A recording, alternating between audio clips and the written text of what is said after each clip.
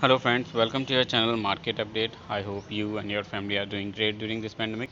So today we are going to discuss about Vodafone Idea and the way this share is performing in the market. Now it becomes a topic for everyone and every single shareholder, and the NSE and BSE brokers are now talking about the future of Vodafone Idea.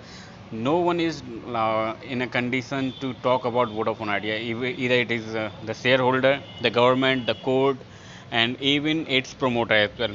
So we had already seen about the news that Birla was ready to give up his 27% of shares to government so that government can work over it and to make this company sustain in the market.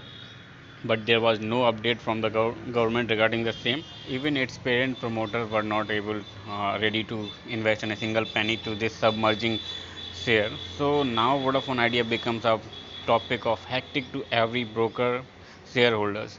Now just because there is no involvement of promoters, government, and even our court has already rejected the plea of Vodafone Idea's AGR due reviews. So now we have a news in the market which uh, may help Vodafone Idea to survive for a longer term.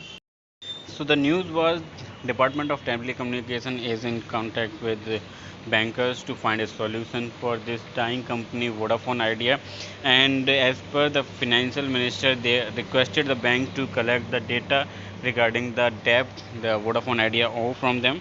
This news was rolled out on Friday, and we had seen a surge in the market as well.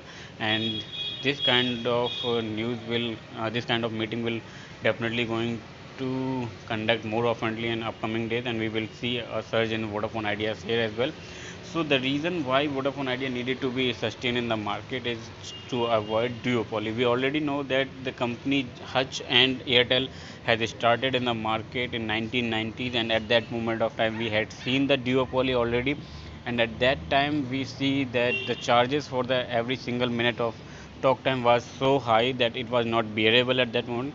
So this is again going to happen if Vodafone Idea dies. Then definitely the charges for the tariff plan will definitely strike higher in the market, because we already lost all kind of competition. We already know that Vodafone Idea is in condition not to survive much longer, and BSNL and MTNL both does not have any sort of impact in the market.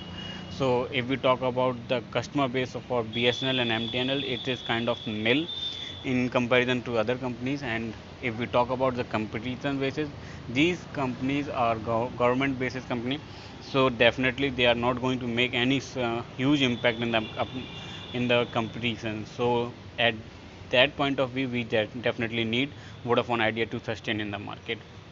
So the government need to involve in this so to avoid the duopoly, and if this doesn't happen, then definitely government also is going to get impact just because of this, because definitely a huge customer base and stakeholders will definitely deprive about that, and the government will definitely hit just because of this decision.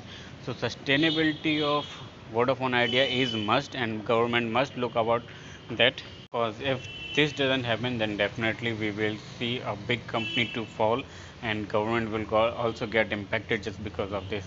So the fact of this news is that it is not going to end of Vodafone Idea is really soon, but yes, we have to wait for the involvement of government and promoters to step in to protect the Vodafone Idea. And the main point we have to look forward is government involvement of government. Government need to involve in this so that government also provide this market to have duopoly. So I hope this video makes you understand clearly the facts about the Vodafone Idea sustainability. And if you are looking for a long term period, I would suggest please go through with your financial advisor before making any kind of investment.